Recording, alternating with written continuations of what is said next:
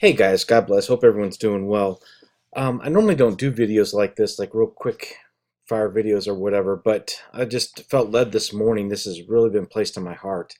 I've tweeted it, I've posted it on Facebook, and the Lord's like, do a video on it. So, okay, so what I want to talk about real quick is the Bushehr nuclear facility. The Bushehr nuclear facility sits in Iran, and it sits in a place called Elam. Now, the Bible talks about Elam real quick here, and it says in Jeremiah 49:34 through 39, it says, Behold, I will break the bow at the foremost of their might against Elam, which is Iran, Persia, Gulf portion region. I will bring the four winds of heaven and the four winds from the four quarters of heaven and scatter them towards all those winds. There shall be no nations where the outcast of Elam do not go. Will not go. Help me out, guys. Just been haven't had my coffee yet. Anyway, this Elam sits right on the Persian Gulf. Now I've talked about this in other videos. I'll show you those videos here in just a minute, just so you can reference them. But what this sits right near Kuwait, right near Iraq and Iran, and this Elam Bushehr nuclear facility, if it is destroyed by earthquake or preemptive strike, and I did a video thinking that it could be a preemptive nuclear strike. However, what the Lord has shown me is there's been a pattern of earthquakes there since 2012, roughly 2013, and you can see that this article right here was published April 9th, 2013. Now I put these graphics in here, but essentially I always wondered, is that going to be a nuclear strike? Man-made earthquakes? Are they enriching uranium so much, and it's causing these rumblings or earthquakes there? But this is their oldest nuclear facility. You can look at it in Wikipedia. You can look at Elam in Wikipedia as well, and it's their oldest nuclear facility. Now, if this were to get destroyed, this fallout would flood the Persian Gulf and pretty much shut it down for oil export.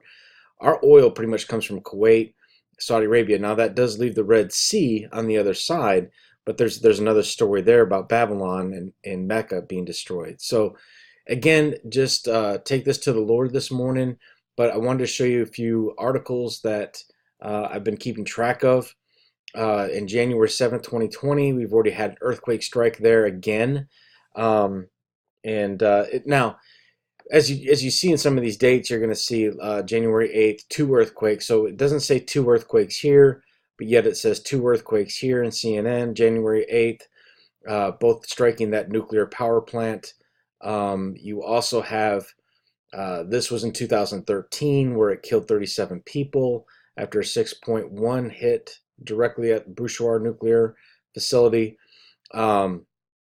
This is dated December 27th. Now, I don't know if this January one is late and they posted this late and this was actually the December 27th hit, or was it hit December 27th and January 7th?